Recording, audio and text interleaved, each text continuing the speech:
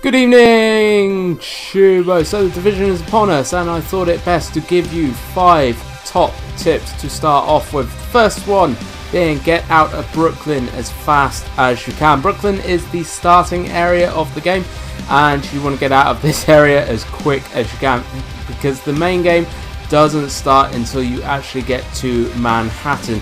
The map I'm showing you here is Manhattan and all of the surrounding areas of New York, and as you can see there is an absolute ton of stuff to do in terms of missions, encounters, side missions, finding crafting materials, survival guides, loads and loads of stuff. So the best thing to do, get out of Brooklyn as quick as you can into Manhattan. The main part of the game should only take you about half an hour if you rush through Brooklyn.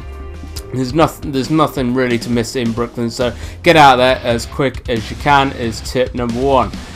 Moving on to tip number 2, make sure you pick up side missions. You can pick these up from the boards in your base of operations or safe houses, or there are actual quest givers usually located right beside the board as well, which will give you side missions and will give you other bounties and things to do as well. Now I think if you do run around the map and you do stumble across them, they will pop up anyway, but it's always best to talk to the person or look at the board and actually pick these up anyway. They start off as soon as you get into Manhattan, so make sure you are picking them up.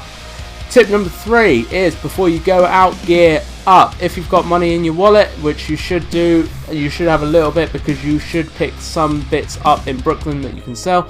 Use this to buy the most powerful weapons that you can before you start venturing out into the world.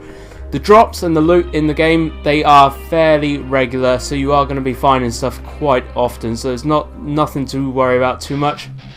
But if you can afford to gear up, get some better weapons, get some better armor before you even start hitting the missions and everything, obviously that's going to do you so much benefit that you're actually going to be providing quite positive to the team that you're going to either be in, or if you're solo playing, you're obviously going to be doing all of the damage and not having to worry about your armor or your weapons being absolute cruddy and shite.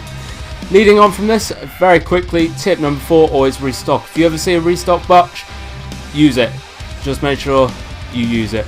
Number 5 and the final starter tip of this video is use the Matchmaker system if you're not playing with friends. If you're playing with friends, then co-op as much as you can.